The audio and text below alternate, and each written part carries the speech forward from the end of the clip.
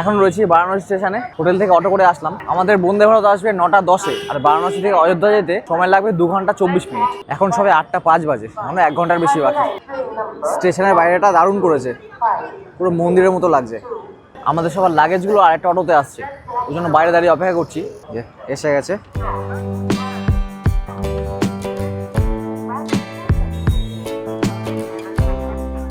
এখান দিয়ে এইভাবে যেতে হয়। এরকম সিস্টেম করেছে কেন জানি না, মানে ফুটবল খেলছি যেন মাঠে। সামনে এসকেলেটরও আছে, ওই জন্য লাগেজ নিয়ে উঠতে কোনো অসুবিধা নেই। সেদিন অযোধ্যা গিয়েই চলে গেছিলাম রাম মন্দিরে। এখানে কিভাবে তৈরি হলো এত সুন্দর একটা স্থাপত্য, কারা তৈরি করলো, আর মোট খরচই বা কত হয়েছে, সবকিছু বলবো এই ভিডিওতে। সঙ্গে জানবো এখানকার সেই বিতর্কিত ইতিহাস। তবে শুধু রাম মন্দির নয়, তোমাদের এমন একটা জায়গায় নিয়ে যাব যেখানে কেটেছিল রাম ও তার 3 ভাইয়ের শৈশব। বিয়ের সময় রামের সৎমা কৈকেয়ী সীতাকে এই ভবনটা উপহার দিয়েছিলেন। সোনালী রঙের এই কনক ভবনের দিকে তাকালে চোখ সরানো যায় না। আর সবার শেষে যাব সেই স্থানে যেখানে জল সমাধি নিয়ে শেষ নিঃশ্বাস ত্যাগ করেছিলেন শ্রী রামচন্দ্র। তাহলে চলো, বারাণসী স্টেশন থেকে শুরু করছি আজকের এই জার্নি। ভালো লাগলে লাইক করতে ভুলবে না, আর চ্যানেলটাও কিন্তু সাবস্ক্রাইব করে রাখবে। আমাদের 9টা 10-এর বন্দে ভারত এক্সপ্রেস 7 নম্বর প্ল্যাটফর্মে দিয়েছে। এসকেলেটরের সামনে একটা টিভি আছে, এখানে দেখাচ্ছি। ওভারব্রিজ দিয়ে উঠে এসে এই বাঁদিকে হচ্ছে 7 নম্বর প্ল্যাটফর্ম। 7 নম্বর প্ল্যাটফর্মে অলরেডি ট্রেন দাঁড়িয়ে আছে আমাদের। আমার কোচ নম্বর হচ্ছে C1, এখানে হচ্ছে E1। একটু সামনের দিকে এগিয়ে গেলে হচ্ছে C1। এই C1 একেবারে সামনে, একদম লোকো পাইলটের পাশে বসেই যাব। 9:15টার সময় এই ট্রেনের গেটটা খুললো। চলো তাহলে ওঠা যাক। আমার হচ্ছে সিট নাম্বার 44, আর এদিকে লেখা রয়েছে 1 থেকে 44, মানে একদম লাস্টেই পড়বে।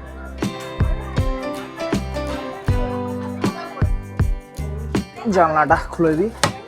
চলো, সবার লাস্টের সিট আজকে। পেপার রাখা ছিল সিটে, হিন্দুস্তান টাইমস। উপরে সুন্দর টাচ স্ক্রিন লাইট। এই হচ্ছে বন্দে ভারতের টয়লেট, এই হচ্ছে বেসিন, এখানে প্রেস করতে হয়। একদম 9টা 10 মিনিটে চলতে শুরু করেছে আমাদের ট্রেন। আর খাবার দাবার কখন আসে দেখি। 20 মিনিট বাদে এই জলের বোতল দিয়ে গেল। ট্রেনে সেদিন ব্রেকফাস্টে দিয়েছিল ব্রেড, বাটার, ডিম, ফ্রেঞ্চ ফ্রাই, কেক, টক দই আর এই ইনস্ট্যান্ট মশলা চা। সঙ্গে হাত মোছার জন্য ছিল একটা ওয়াইপার। এসি চেয়ার কারে আমাদের ট্রেন ফেয়ার ছিল 715 টাকা। খাবারের দামও এর মধ্যে ইনক্লুড আছে। 11:30টার মধ্যে ট্রেন অযোধ্যা পৌঁছে যাওয়ার কথা, কিন্তু এবারও ঠিক টাইমে পৌঁছাতে পারলাম না। 11টা 34-এ ঢোকার কথা ছিল, 2 মিনিট লেট করে ঢুকলো 11টা 49। 2 নম্বর প্ল্যাটফর্মে ঢুকিয়েছে। ওভারব্রিজ দিয়ে উঠতে হবে, এখানে লিফটও আছে প্লাস এসকেলেটরও আছে। এই তো ওভারব্রিজ না, এই কোথায় আসলাম? তো এয়ারপোর্ট মনে হচ্ছে।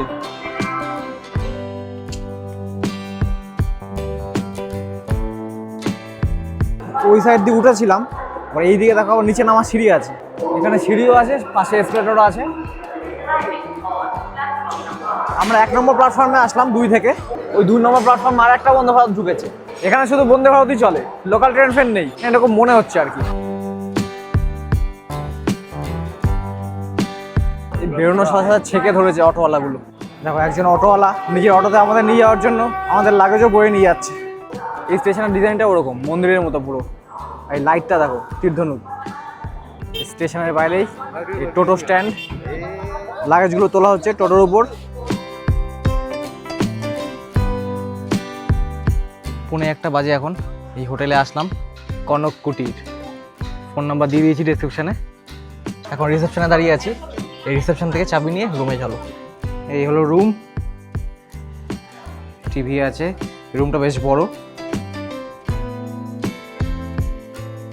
বাথরুমটা দেখি, এটাও বেশ বড় বাথরুম। একটা ড্রেসিং মিররও আছে সামনে। এটা হচ্ছে 306 নম্বর রুম। এই বেডের পাশে একটা জানলাও আছে, আর জানলার এটা উইন্ডো এসি এখানে। দুপুর 2টো বাজে এখন, বেরোচ্ছি রাম মন্দিরের উদ্দেশ্যে। আরও অনেক জায়গা দেখবো, তাহলে চলো দেখি কোন কোন জায়গায় ঘোরা যায়। আর এই হোটেলে কোনো আলাদা রেস্টুরেন্ট নেই, এই জন্য ঘরেই লাঞ্চ দিয়ে গেছিলো আমাদের। ভেজ থালি ছিল, ডাল, ভাত, তরকারি, পনির, মিষ্টি, এগুলোই। আমার হোটেলের বাইরে টোটো দাঁড়িয়ে আছে। আমাদের হোটেলের চারিদিকে পুরো চিড়িয়াখানা। এখানে বানর, এদিকে আবার ছাগল, এদিকে কুকুর। রাম মন্দিরে যাওয়ার আগে এই অযোধ্যার আরো দুটো গুরুত্বপূর্ণ জায়গা ঘুরে দেখব, দশরথ মহল আর কনক ভবন।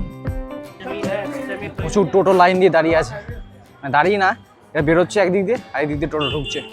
আর এখানে টোটো বুকিং করার জন্য নাম্বারও ডেসক্রিপশনে দিয়ে দিয়েছি। দশরথ মহল হলো সেই রাজপ্রাসাদ যেখানে রাম তার পরিবারের সঙ্গে বসবাস করতেন। এখানে রাম ও তার 3 ভাইয়ের শৈশবের স্মৃতি জড়িয়ে আছে। এই প্রাসাদটি আজ একটি সুন্দর মন্দিরে রূপান্তরিত হয়েছে, যেখানে প্রতিদিন অসংখ্য ভক্ত পুজো দিতে আসেন। বিশেষ করে রামনবমীর সময় এখানে ভিড় সবচেয়ে বেশি হয়, কারণ এই দিনটিকেই রামের জন্মদিন হিসাবে উদযাপন করা হয়।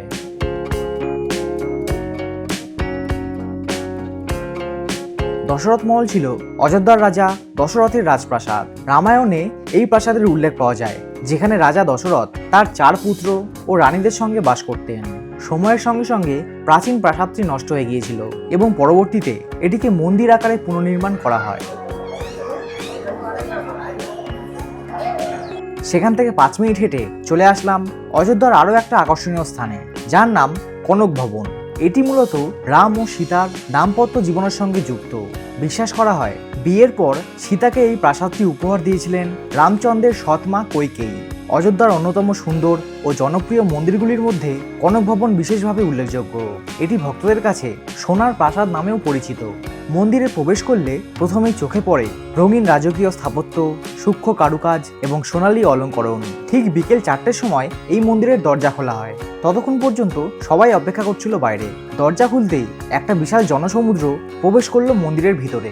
এই মন্দিরের সবচেয়ে বড় আকর্ষণ হলো এখানে স্থাপিত রাম ও সীতার সোনালী অলঙ্কারে সাজানো মূর্তি।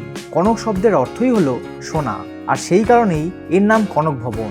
মন্দিরের ভেতরে সাজসজ্জা, রঙিন দেয়াল ও অলঙ্করণ ভক্তদের চোখে এক অনন্য সৌন্দর্য সৃষ্টি করে। এই প্রাসাদটি প্রথমে নির্মাণ করা হয়েছিল রাজা দশরথের রাজত্বকালে, পরে সময়ের সঙ্গে সেটি নষ্ট হয়ে গিয়েছিল।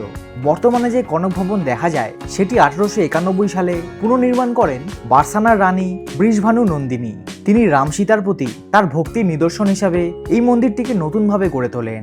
আজকের এই কনক ভবন এক অপূর্ব শান্ত ও আধ্যাত্মিক পরিবেশের জন্য পরিচিত। রামনবমী ও দীপাবলির সময় এখানে প্রচুর মানুষ আসেন, তখন পুরো মন্দির উৎসবের আলোয় ঝলমল করে ওঠে। এখন 4:20 বেজে গেছে।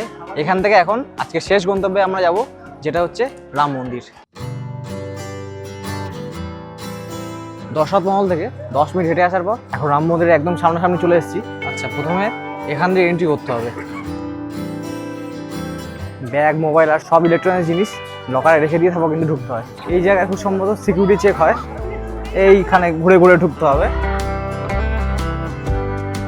এই সাইড দিয়ে চেকিং করিয়ে ঢুকে আসতে হয় ভিতরে একদম। এই মন্দিরে, এটা হচ্ছে বাইরের অংশ মন্দিরের। বিকেল 5টাতেও লোকজন গিজগিজ করছে।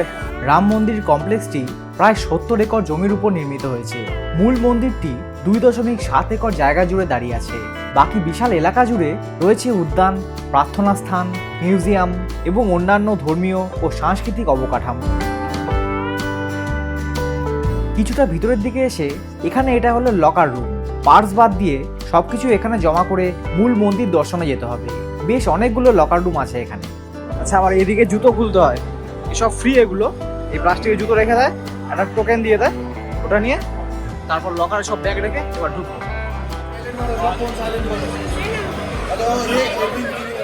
বিশ্বাস করা হয় যেখানে আজ রাম মন্দির দাঁড়িয়ে আছে সেখানেই জন্মগ্রহণ করেছিলেন ভগবান শ্রীরাম।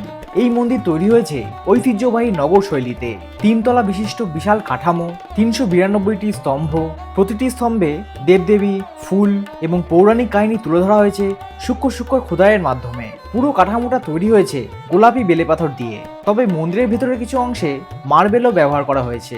মন্দিরটি ডিজাইন করেছেন গুজরাটের সোমপুরা পরিবার এবং নির্মাণ কাজ করেছে L&T নামক একটি প্রাইভেট কোম্পানি। মন্দির নির্মাণ শুরু হয় 2020 সালের 5ই আগস্ট। মন্দিরের প্রধান কাঠামো সম্পন্ন হতে সময় লাগে 3 থেকে 4 বছর। তবে পুরো কমপ্লেক্সের কাজ এখনো ধাপে ধাপে চলছে। দেশ ও বিদেশের ভক্তদের থেকে প্রায় 2000 কোটি টাকা অনুদান সংগ্রহ করে এই মন্দির তৈরি হয়েছে। মন্দিরের প্রধান উদ্বোধন বা প্রাণ প্রতিষ্ঠা হয় 2024 সালের 22শে জানুয়ারি। এই ঐতিহাসিক অনুষ্ঠানে উপস্থিত ছিলেন ভারতের প্রধানমন্ত্রী শ্রী নরেন্দ্র মোদী সহ বহু বিশিষ্ট ব্যক্তি। আজ এই রাম মন্দির শুধু একটি ধর্মীয় স্থান নয়, এটি ভারতের সাংস্কৃতিক, ঐতিহাসিক ও আধ্যাত্মিক পরিচয়ের একটি বড় প্রতীক। মন্দিরের বাইরে থেকে বেশ কিছুটা হেঁটে এসে এইখানে হচ্ছে লকার। এখান দিয়ে প্রথমে মোবাইল নিতে হবে, তারপর ব্যাগের লকারের জন্য যে চাবিটা দিয়েছিল সেটা দিয়ে ব্যাগগুলো নিয়ে যেতে হবে। যেখান দিয়ে লকার রুমে রেখেছিলাম জিনিসগুলো, এটা হচ্ছে তার উল্টো দিক। এই লকার থেকে জিনিসগুলো কালেক্ট করে এখান দিয়ে বাদিকে বেরিয়ে যেতে হবে।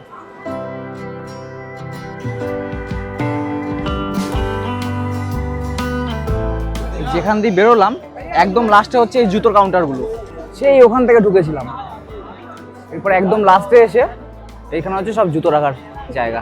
এবার এই মন্দির সম্পর্কে কিছু বলি তোমাদের। এখানে যে পিঙ্ক স্টোনের কাজটা করেছে মন্দিরে, এত সূক্ষ্ম সূক্ষ্ম কারিগরি দিয়ে যেভাবে সাজিয়েছে মন্দিরটাকে, দেখতে অসাধারণ লাগলো। এখানে অন্তত আরও একবার আসবার ইচ্ছা আছে।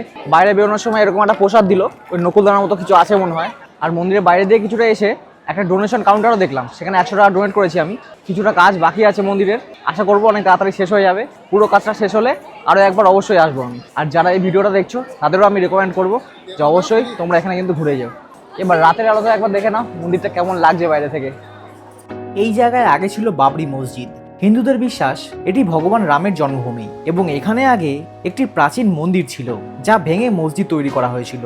6 ডিসেম্বর 1992 সালে বাবরি মসজিদ ডেমোলিশনের পর আর্কিওলজিক্যাল সার্ভে অফ ইন্ডিয়া মাটির নিচে খনন করে স্তম্ভ, খোদাই এবং স্থাপত্যের বেশ কিছু অংশ খুঁজে পায়, যা মন্দির ধাঁচের বলে মনে করা হয়। 9 নভেম্বর 2019 সালে সুপ্রিম কোর্ট এই মামলার চূড়ান্ত রায় দেয়। পুরো জমিটি রামলালার অধিকার হিসাবে দেওয়া হয় এবং রাম মন্দির নির্মাণের দায়িত্ব দেওয়া হয় শ্রী রাম জন্মভূমি তীর্থক্ষেত্র ট্রাস্টকে।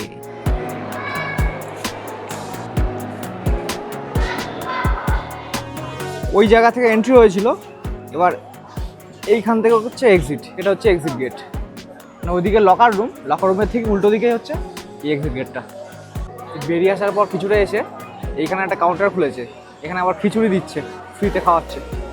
ভিডিওটা এত অবধি ভালো লাগলে একটা লাইক অবশ্যই করে দেবে। তবে এখানে কিন্তু শেষ না, এরপর এমন একটা জায়গায় তোমাদের নিয়ে যাব যেখানে শ্রী রামচন্দ্র জল সমাধি নিয়েছিলেন বা শেষ নিঃশ্বাস ত্যাগ করেছিলেন। সেখানে আরও একজনের সমাধি আছে যাকে অনেক মানুষ বলে থাকে ইনি ছিলেন নেতাজি সুভাষচন্দ্র বসু। সেটাও কিন্তু দেখাবো তোমাদের, তাহলে ভিডিওটা শেষ অবধি দেখতে থাকো। বারাণসী, অযোধ্যা আর প্রয়াগরাজের ট্যুর শেষ করে আজকে বাড়ি ফিরবো। তার আগে লাস্ট একটা জায়গায় ঘোরা বাকি আছে এখনো, তাহলে চলো সেখানে যাওয়া যাক। আরও কয়েকটা টোটো আসবে, এখনো এসে পৌঁছায়নি। 9:20 বাজে এখন। হোটেল থেকে ব্রেকফাস্ট করে বেরোচ্ছি। চিড়ের পোলাও ব্রেকফাস্ট করলাম, অনেকটা দিয়েছিল, পুরোটা খেতে পারিনি। এই 9:35 টোটো আমাদের নিতে আসছে। আজকে যাব হচ্ছে গুপ্তার ঘাট। মাত্র 2টো টোটো এসছে, আমরা তো 18 জন আছি, আরও 2টো লাগবে। বাকি 2টো কোথায় পড়ে আছে কে জানে। এই আরেকটা ঢুকছে 10:10টার সময়, ফোন করে করে ডেকে ডেকে আনতে হচ্ছে। আরেকটা এসছে, 9টায় বলা হয়েছিল, 10টার সময় আসলো।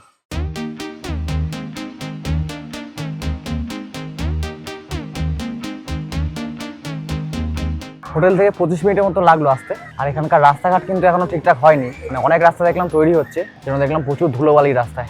এদিকে সব পার্কিংয়ে দাঁড়িয়ে আছে টোটো আমাদের। আর যাবো আমরা এই রাস্তা দিয়ে সোজা হচ্ছে গুপ্তার ঘাট, এখানে লেখাও আছে।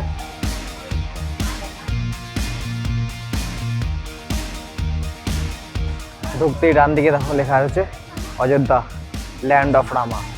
চলো তাহলে এক্সপ্লোর করা যাক গুপ্তার ঘাট। সামনে দিকে কিছুটা এসে বাঁ হাতে একটা মন্দির পড়ছে।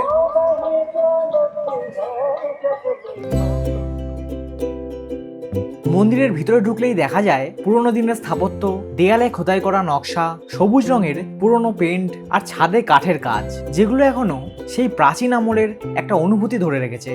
গর্ভগৃহে রয়েছে রাম, লক্ষ্মণ ও সীতার একসাথে সজ্জিত রূপ। ফুল, মালা আর সোনালী অলংকারে সাজানো সেই মূর্তিগুলো ভক্তদের কাছে প্রধান আকর্ষণ।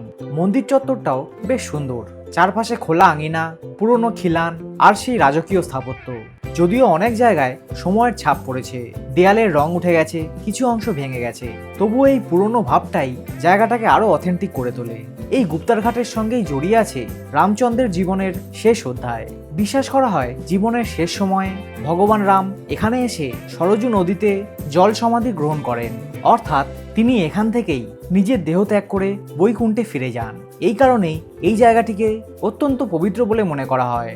গুপ্তার শব্দের অর্থ হলো গোপন, মানে এখানে ভগবান রাম নীরবে সবার চোখের আড়ালে এই পৃথিবী ত্যাগ করেছিলেন। আজকের দিনে এই ঘাট শুধু একটি ধর্মীয় স্থান নয়, বরং এটি এক শান্তির জায়গা। পর্যটকরা এখানে এসে সরজু নদীতে বোটিং করতে পারে, ছোটখাটো কিছু খাবারের স্টলও আছে আশেপাশে। বালির উপর ঘুরে বেড়ানোর জন্য বাচ্চাদের এরকম ছোট গাড়িও চোখে পড়ে, রিল তৈরি করার জন্য ফুল দিয়ে সাজানো আছে স্টেজ। এক কথায় আধ্যাত্মিকতা এবং আধুনিক পর্যটনের এক অপূর্ব মেলবন্ধন ঘটেছে এই গুপ্তার ঘাটে। অযোধ্যার এই গুপ্তার ঘাট সবসময় খোলা থাকে।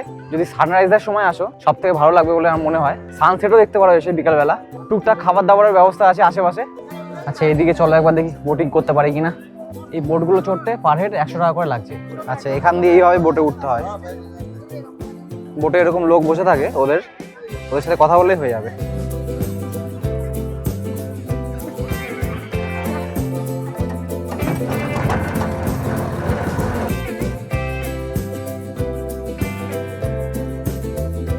গুপ্তার ঘাটের চমৎকার পরিবেশ উপভোগ করার পর এখন আমি ভাসছি পবিত্র সরজু নদীর বুকে। নদীর এই স্নিগ্ধ হাওয়া মুহূর্তের মধ্যে যেন সব ক্লান্তি দূর করে দেয়। আধ্যাত্মিকতা আর প্রকৃতির এমন সুন্দর মেলবন্ধন খুব কমই দেখা যায়। আমাদের নৌকোটাও বেশ সুন্দরভাবে সাজানো। সামনে একটা বালির চরের উপর বেশ কিছু দোকানপাট চোখে পড়ল। সেখানে আর নামতে পারিনি, কারণ আজকেই বাড়ি ফিরতে হবে এখান থেকে। নামলে দেরি হয়ে যেত। কিছু দূর গিয়ে দেখলাম একটা বাঁশের বেড়া, মানে ওই পারে আর যাওয়া যাবে না। মানুষ বিশ্বাস করে যে সরজু নদীতে স্নান করলে পাপ মোচন হয়। তিব্বতে কর্ণালী নদী হিসাবে এর উৎপত্তি, যা নেপালের মধ্যে দিয়ে প্রবাহিত হয়ে ভারতে প্রবেশ করে। 10 মিনিট ঘুরে নৌকা আবার আমাদের ফেরত নিয়ে আসলো একদম ঘাটের সামনে। মন্দিরের পাশে আবার ফ্রিতে লুচি তরকারি খাওয়াচ্ছে। বেশ ভালোই ফ্রিতে খাওয়া দাওয়া হয়ে গেল। এখানে খাওয়াচ্ছে, আর উল্টো দিকেই হাত ধোয়ার ব্যবস্থাও করে রেখেছে। এখন 11:30 বাজে, হোটেলের দিকে যাচ্ছি। লাঞ্চ করে আবার বেরোতে হবে। 2:10 ট্রেন আছে অযোধ্যা জংশন থেকে। ডাইরেক্ট হাওড়া যাওয়ার ট্রেন পাইনি, এই জন্য মাঝখানে ধানবাদে একবার নামতে হবে। পুরো জার্নিটা দেখাবো, সঙ্গে থাকো। আমাদের টোটো দাঁড়িয়ে আছে এই জায়গাতেই। কয়েকজন বোটিং করতে গেছে, এখনো আসেনি। আমাদের পরে উঠেছিল তারা, কোথায় হারিয়ে গেছে কে জানে। ঘাট থেকে উঠে এসে বাইরে অনেক জায়গায় এই ডাব, ফলের রস এসব পাওয়া যাচ্ছে। গরু বাছুর ঘুরে বেড়ায়, এদেরকে কলা কিনে খাওয়ায় অনেকে। সবাই চলে এসছে, চলো এবার যাওয়া যাক হোটেলে। ফেরার পথে হঠাৎ রাস্তার ধারে একটা জায়গায় এসে দাঁড়ালো আমাদের টোটো। শুনলাম এখানে নাকি নেতাজির সমাধি রয়েছে। 1985 সালের 16ই সেপ্টেম্বর অযোধ্যায় দেহত্যাগ করেছিলেন গুমনামী বাবা। অনেকে তাকে ভগবানজি বলেও ডাকতেন, আবার অনেকে বলে থাকে ইনিই হলেন ভারতবর্ষের সব থেকে বড় স্বাধীনতা সংগ্রামী নেতাজি সুভাষচন্দ্র বসু। শুনেছিলাম উনি উত্তরপ্রদেশের ফৈজাবাদে মারা গিয়েছিলেন। আসলে 2018 সালে এই ফৈজাবাদেরই নাম পরিবর্তন করে অযোধ্যা করা হয়। ভ্রমণ শেষ করে যখন হোটেলে ফিরলাম, ঘড়িতে তখন বাজে 12:15। স্নান করে দুপুরের লাঞ্চটা সেরে বেরিয়ে পড়লাম অযোধ্যা স্টেশনের উদ্দেশ্যে। 1:30টার মধ্যেই চলে আসলাম স্টেশনে। প্রথমে এখান থেকে ধানবাদ যাব, তারপর ধানবাদ থেকে হাওড়া স্টেশন। ট্রেন আসার কথা ছিল দুপুর 2:13, কিন্তু প্রায় 20 মিনিট দেরি করে 2:30টার সময় ঢুকলো আমাদের ট্রেন গঙ্গা সাতলুজ এক্সপ্রেস। 3AC-তে টিকিট প্রাইস ছিল 955 টাকা। 14.5 ঘন্টার জার্নি, মানে দেরি না করলে পরদিন ভোর 4:55 ধানবাদ ঢুকবো। ভোর 4:45 বাজে এখন। টাইমে অনেকটা আগেই চলে এসেছি। ধানবাদ থেকে পরের ট্রেন আবার 9:45-র সময়, মানে 4 ঘন্টা দেরি এখনো। এই ট্রেনটা একটু লেট করলে ভালো হতো। ট্রেন আমাদের 2 নম্বর প্ল্যাটফর্মে নামিয়েছে। আমাদের 1 নম্বরে যেতে হবে, এই ওভারব্রিজ দিয়ে ডান দিকে। এই সিঁড়ি দিয়েই উঠতে হবে, লিফটও নেই, এসকেলেটরও নেই। চলো।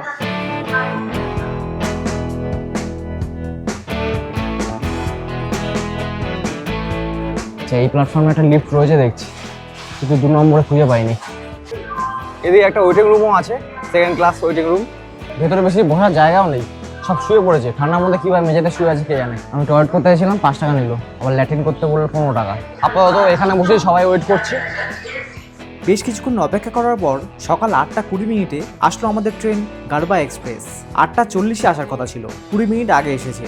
ধানবাদ থেকে হাওড়া যাওয়ার জন্য 3AC কামরাতে এই ট্রেনের ফেয়ার ছিল 560 টাকা। হাওড়াতে যখন ঢুকলাম সময় তখন দুপুর 12:40, মানে অযোধ্যা থেকে এখানে ফিরতে মোট সময় লাগলো 22 ঘন্টা।